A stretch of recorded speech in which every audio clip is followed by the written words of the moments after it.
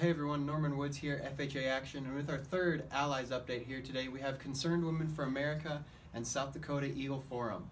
We have Linda Schauer, Katie Werthmann, and Cinfy Flakoll.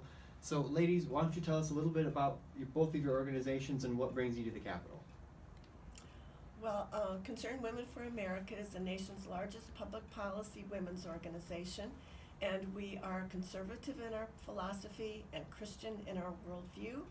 And we have 7 core issues: sanctity of life, education, religious liberty, support for Israel, national sovereignty, sanctity of marriage, education. I maybe forgot one. I don't know if I got them all 7 there. So a lot of common ground. Yes. Cool. Yeah. Okay. Katie, what about you? Why don't you tell us a little bit about South Dakota Eagle Forum? South Dakota Eagle Forum. I'm president of South Dakota Eagle Forum. We are very concerned with right to life. We are very much against euthanasia, which is very apparent on the plane right now. Also, our most concern is the Constitutional Convention. Constitutional Convention, if that is going to take place, first thing what they would do is take out the Second Amendment. Second, we could lose, that would be a disaster, to lose the Electoral College. Then they have the popular vote.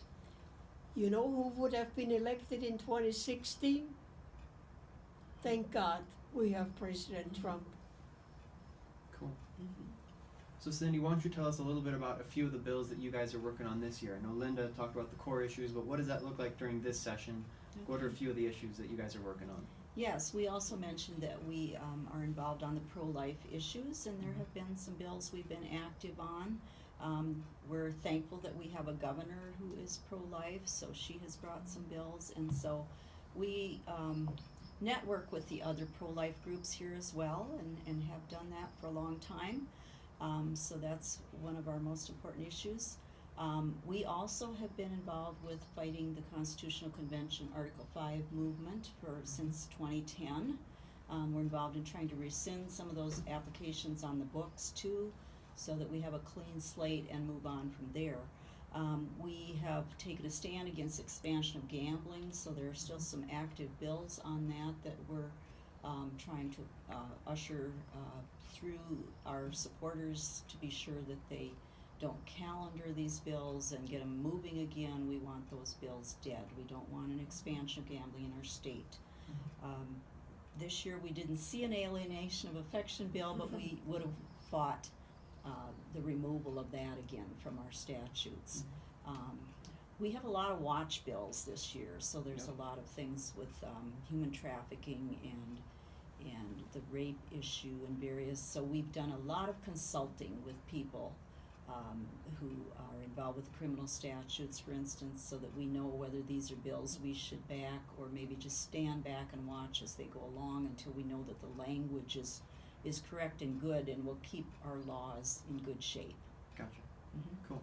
So if there's one thing that you guys could tell to somebody who is aware somewhat of the political process but doesn't spend much time in peer, like they've maybe come to the Capitol but they don't know a lot about the process, what is one thing that you guys would want people to know about the people up here or the process that maybe some people aren't aware of? Well, I am very grateful that we elected a good governor, Kristi Noem.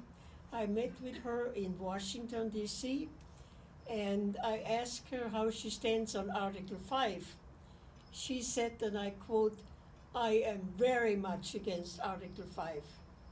So I'm very grateful that she got elected governor of South Dakota. Cool. I would invite people to come here and watch the process and get involved and watch the bills as they are on the website, the state website, and see what would interest them, and come up here and talk to their legislators, even testify if they care to. But just to get involved. This is their government, and they need to know what's going on and put forth some conservative Christian principles in our state government. Cindy, you have anything to add? Well, I was gonna say, and if they don't feel comfortable coming up here and testifying, well, they can get involved in campaigns as well to elect good candidates. We remember Kitty telling us how she went around to 72 cities back in the 80s to encourage people in churches and any place they would listen to her to bring us good candidates. We can't have good laws if we don't have good candidates and good legislators who run good bills. Cool. I could add to that, you know, if you can't come up here, get involved in Yes. Family Heritage Alliance, CWA, Eagle Forum, Right to Life. Get involved. Get on their mailing list and email list, and you know, just they filter out the things that maybe you are concerned about, and get involved that way. Cool. Well, that is correct. In the 1970s, we had the ERA fight, and we had Democrat majority in both houses, and we had a Democrat governor. You couldn't get anything through, nothing. So we tried to rescind the ERA. I lost by 1 vote 3 times. That told me it doesn't work that way. You have to restructure the legislature. So I was speaking in 72 towns to send us good pro-life, anti-ERA legislators. So in 1979, February 14, we rescinded the ERA. Was hard work. It took me 6 years to do it. But to change the legislature, it is conservative ever since.